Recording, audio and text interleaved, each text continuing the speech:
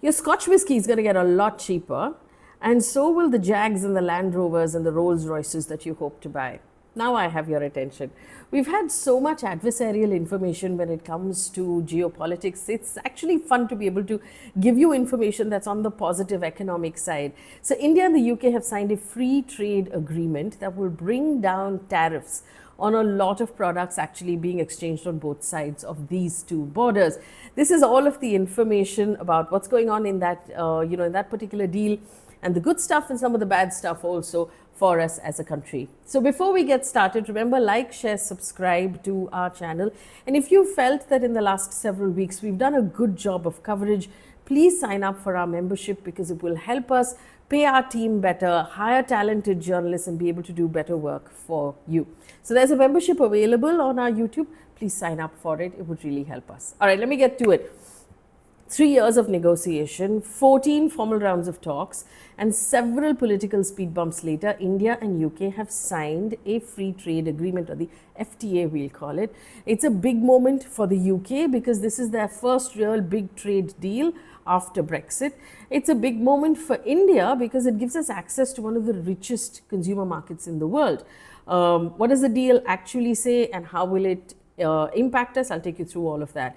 Negotiations actually began in January 2022.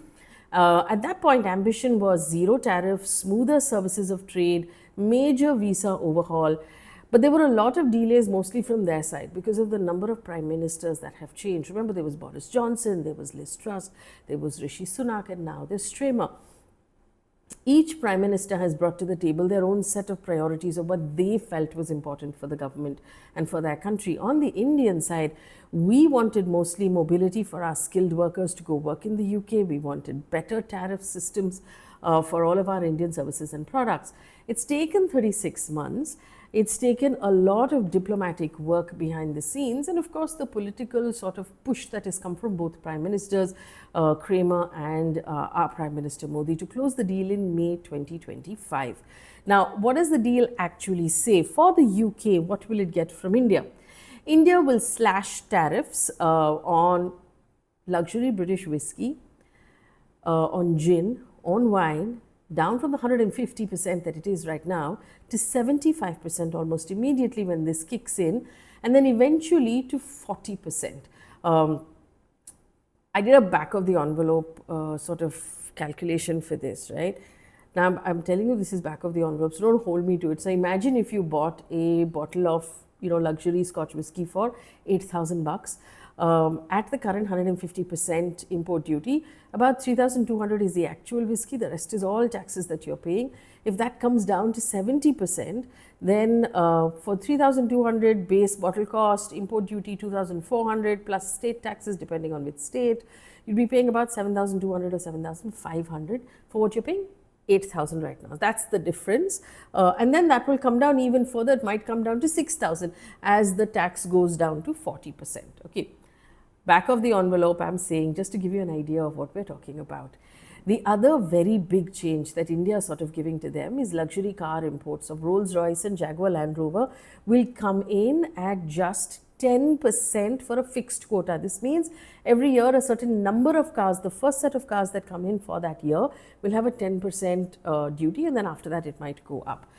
For India, UK is going to eliminate import duties, eliminate completely on 99% of India's exports. This will include textile garments, gems and jewelry, footwear, leather goods, rice and tea, auto components, machinery. Remember, these are all labor-intensive sectors, textiles particularly for us. It's key because we want to boost local manufacturing, we want to boost local manufacturing jobs. So that's the point from, that's sort of the perspective from our point of view. Now, how does India stand to benefit? And remember, the second thing I told you about our focus is on mobility of our skilled professionals. Now, Indian professionals, chefs, yoga instructors, IT consultants will get easier access to UK work visas. There'll be a 3-year exemption in UK social security payments, and mutual recognition of qualifications will improve. Now, I know when I said visas, you're going to find that interesting. So I took a further look at it. Under the FTA, Indian professionals include IT professionals, consultants, engineers, architects, accountants, financial analysts, chefs, yoga instructors, musicians, artists, academics, researchers, legal and medical consultants. These all come under skilled workers. They will have a dedicated visa category. They will have less or fewer pieces of documentation required. And it will also be easier for Indian professionals working for Indian firms with offices in the UK to transfer back and forth. Mutual recognition. So normally what happens is if you have a qualification in India, you have to go to the UK and get it done all over again, or answer those exams all over again. That might actually become easier. It would depend on what your qualification is, what the sector is, and what the rules are. Social security relief for up to 3 years, you need not pay UK's social security system. This will reduce the burden on these short-term sort of transfers, and it will make it more financially viable as well. And this matters because UK is a massive hub for tech, healthcare, financial services, education, and India has, let's mildly put it, a surplus of well-educated English-speaking professionals that we would be happy to export so that they can work there, and get more jobs. How does this impact India in terms of economics? The FTA is expected to increase bilateral trade by $34 billion per year by 2040. India's exports to the UK are expected to rise 40% because of this particular deal, and we're also expected to see an increased tax collection at the production stage from our factories, who will then be scaling up to meet that demand. So obviously there's a trade-off, right? We're giving up tariffs that we could be getting from products that are coming into India. In return, what we're doing is we're hoping to make more money at the GST stage for products that are manufactured in India. So that's a trade-off for our country. How is this good for India? We have access to the UK market for all of our products that we will make, which is a good thing. That means lower landed costs, better profit margins, increased competitiveness for India's products. Like I said, we will boost labor-intensive sectors, which means more jobs for women, more jobs in rural India, and that will actually boost earning power across the people who work in these factories.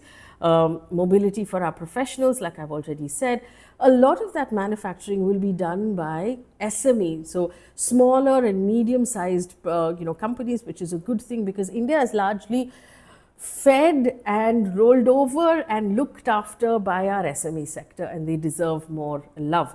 There'll be more exchange and better exchange of tech when it comes to clean energy, aerospace, pharma, fintech, AI, and it gives India a better global positioning as a world trade global power, and that's important for us, especially in that G7 category. What are the disadvantages? Remember, everything in life is a trade-off. So what are the disadvantages for India?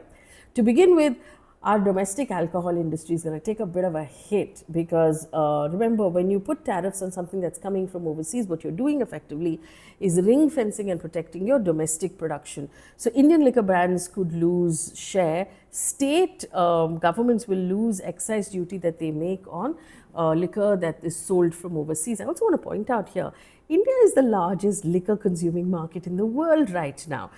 So this is an interesting market even from the UK's point of view.